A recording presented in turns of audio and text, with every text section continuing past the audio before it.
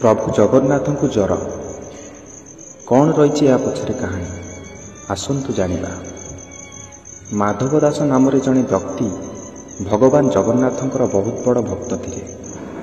से सबुबले भगवान को चिंतन रे समय काटुथिले, किंतु दिने तांको प्रबल ज्वर है। से उठी पारे ना। जी सेवा करने को आसिला से मना करी कहूतिले नाई भगवान अछंती, किंतु दिन को दिन तांको देह एते खराब है जे से सेजरे झाड़ा परिस्रा करिले।